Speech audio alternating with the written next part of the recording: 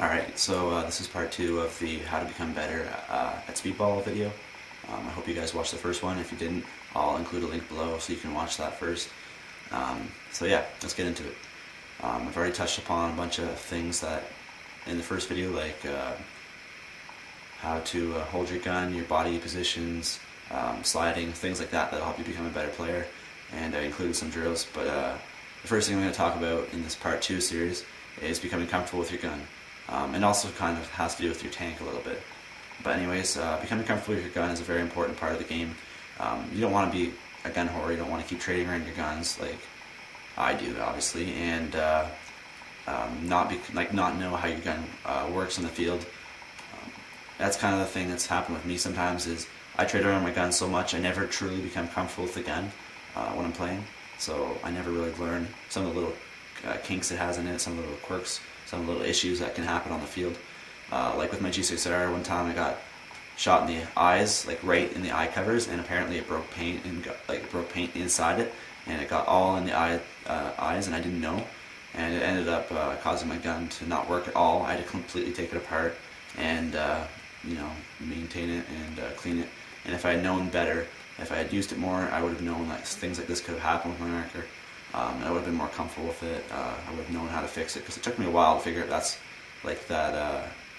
was happening. Like I thought I cleaned out the eyes, like I swabbed out the breech and stuff, and I thought that would be fine, but apparently I had to like take out the wire harness and clean it, like really fine clean it. So yeah, so having a gun for a while is definitely a thing that'll help you become more comfortable with it and more used to playing with it, and you'll know its limits in that type of sense. Knowing how much paint to bring on the field is also a very important aspect of the game. You definitely need to be knowing how much paint you should bring. So if you're like a snake player, bringing 3 to 4 pods should be fine. You always want to take an extra pod out on the field just in case, though, because you could get into a long, lengthy point, and you don't want to be caught with no paint and end up picking paint off the ground like I've seen in a few of the pro videos. So you definitely want to make sure you have a certain amount of paint that'll you think will last you. If you're a back player, having around 6 pods is probably good. Depends on what levels you play, like D1 or D3. Like I'm sure a D4 player or a GFL player or someone who plays semi, 4 to 5 pods is fine. If you're playing pro, obviously they carry sometimes 7, 8 pods. They carry a lot, and they end up shooting pretty much all of that during a game too. I've seen them do it before. So it definitely depends on where you are on the field. But when I was in Snake, I carried 4 pods just in case. I only ever ended up using about 2 pods. When I was a back player, I used 5 pods in a game one time. So it's definitely good to carry 5 to 6 pods on the field. It's also essential to be wearing padding when you're playing paintball. Padding will provide bounces, which will provide you not getting out. And that's something you're going to want. Obviously, you don't want your team to be down a player because you got shot in the elbow and you didn't have elbow pads on and it broke. Not to mention the elbow pads just protect you when you're sliding and when you're doing dives and stuff. It'll help you when you're older. You won't have so many, sore joints and stuff because you're doing hard dives on the ground. So yeah, having padding is obviously a very good thing. Like I said, provides bounces, and it's also safer. Knowing the bunker names, that's a very, very important aspect on the field. If you don't know your bunker names, you're pretty much you're not going to provide any help for your teammates, because you will just be yelling out random things that you think are the bunkers, but you could be telling them the wrong bunker where somebody is by accident because you don't know the names. A lot of people use code names too, so you want to memorize that before you get on the field. You don't want to just try to cram it in right before you're about to get on and play a point. You're going to want to know that way before. You're going to want to practice that with your team, practice calling out bunkers, practice certain situations that will be used in the real game situation, like things that can apply to it. So yeah, another thing you're going to want to know and do is walking the field. Walking the field is just kind of like before a point. You're going to want to walk around, see what angles you have on certain bunkers, what shots you can do across field, what shots you can do to your mirror, and if you wrap around, took a shot. So you want to see where all these angles will lead to, who you could hit depending on where you were on the field. And finding these angles out and these little spots are very key. They can actually lead to game-winning games because of it. You could be in the snake and you could not see a person across the field. Like you could not see the D corner from across the field if you're right up against the bunker, but if you edge back about 5 or 6 inches, you actually can maybe see the pod pack just a tiny bit, or you can see that you have an arc right straight to him, even though you might not be able to see him. You might be able to shoot past a bunker and then actually hit the person. So it's definitely good to know these angles, know where you can shoot someone, how they can shoot you, and it'll help you a lot when you're playing the game of Speedball. Bunkering someone. You're going to want to know when to bunker someone, how to bunker someone, and like basically just bunkering someone in general. Obviously, if it's like a 3-on-1, you have 3 of your teammates left, there's one of them, you're going to want to have the person closest to them to do the bunkering.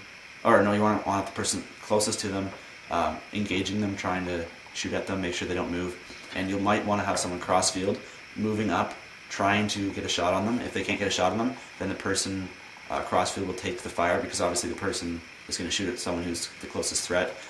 So the person who's not the closest threat will have the chance to move up, and make sure you're following where the lane is. You're going to want to go around, like away from where the lane is, and bunker them from the opposite side. If you trade out, who cares? You still had 2 people left. You ended up bunkering them. You won the point. So you got to know where or when and where to bunker. Like I said, obviously if they're shooting on the left side, bunker them on the right. Sometimes you can psych them out too. You can lane some paint towards their area from the left side. They'll move to the right, and in doing that you can move to the left side and bunker them. But a lot of time it doesn't work, because they'll actually just watch the left side because they think that's where you're coming. But yeah. How to prevent someone from bunkering you: obviously make sure you have a lot of teammates left at the end. If you're going to get bunkered, if it's like a 3-on-1 against you, you're likely going to get bunkered. All you can do is try to shoot as much paint downfield as possible at the people that are trying to move up. In doing this, you could potentially get someone out, because they're going to try to move up as fast as they can to bunker you, and they could play sloppily. And you just keep shooting your paint, keep shooting, trying to get them wrapping around at the players moving up, and you might actually hit one and bring it down to a 2-on-1 where it's a little more conservative for them. They can't move up as fast. They have to try to just pick you off slowly and spread the field out. So you're also going to want to be in a very nice big bunker, maybe like a snake corner bunker or something like back where you have lots of angles to shoot on the people that are trying to move up. And also keeping your opponent in their bunkers. This is very important off the break. Say you run to your snake corner and their snake corner is trying to stop your snake from moving up. You're going to want to shoot at them, keep as much paint on them as possible so they can't get their guns out unless they get shot, like without getting shot. And you're going to want to keep that paint on there until your snake player can move up and finish his bump. And if you need to reload, then reload. But just try to always keep a steady stream of paint on your mirror or wherever you're shooting at, cross field, wherever you are. Just keep a steady stream of paint on them. With that paint coming, there's no way they can bump out. There's no way they can move out or snap shoot or anything, because they're likely going to get hit. And when to start potting, this is my last little point I'm going to do, guys.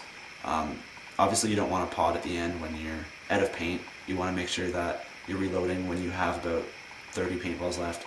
And to make sure you're not losing too much paint, if you're a back player, what you can do is, even if you still have like half a hopper left or whatever, you can just hold the pod, keep shooting, and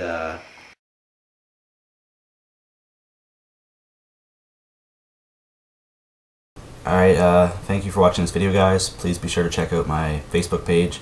It'll be posted in the description below. It's greatly appreciated when you like it. Yeah, thanks for watching, guys. This is BT Delta Fan 101, and I'm out.